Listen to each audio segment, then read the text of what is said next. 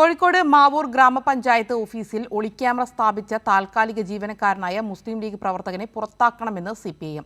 സംഭവത്തിൽ ലീഗ് പ്രവർത്തകർക്കെതിരെ കേസെടുക്കണം. ഇയാളെ ജോലിയിൽ നിന്നും മാറ്റിയില്ലെങ്കിൽ ശക്തമായ പ്രതിഷേധം സംഘടിപ്പിക്കുമെന്നും CPIM നേതാക്കൾ പറഞ്ഞു.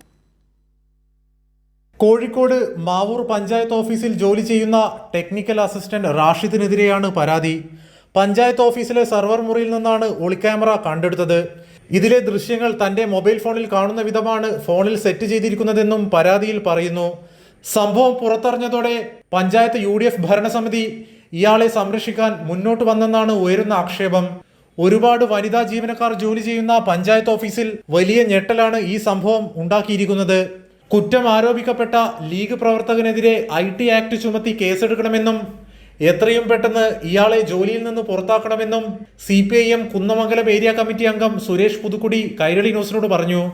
ഈ റാഷിദ് കഴിഞ്ഞ 2 വർഷത്തിലേറെയായി ഒരു ഒളി ക്യാമറ സർവർ റൂമിൽ നിന്നാണ് ഇപ്പോൾ ജീവനക്കാർ കണ്ടെത്തിയിട്ടുള്ളത്. ഇയാളൊക്കെയുള്ള മൊബൈൽ ഫോണിൻ്റെ വാട്സപ്പ് സംവിധാനം മുഴുവൻ പിടിച്ചെടുക്കണം.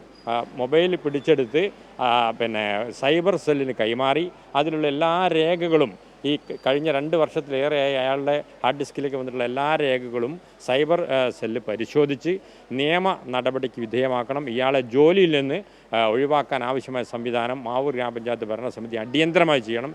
വിഷയത്തിൽ കോൺഗ്രസിന്റെ പ്രാദേശിക നേതൃത്വം പ്രതികരിച്ചിട്ടില്ല. സംഭവത്തിൽ പ്രതിഷേധിച്ച് CPIM Kunnamangalam area secretary P. ഷൈപ്പുവിന്റെ നേതൃത്വത്തിൽ പഞ്ചായത്ത് ഓഫീസിലേക്ക് പ്രതിഷേധ മാർച്ച് സംഘടിപ്പിക്കും. കൈരളി ന്യൂസ്, കോഴിക്കോട്.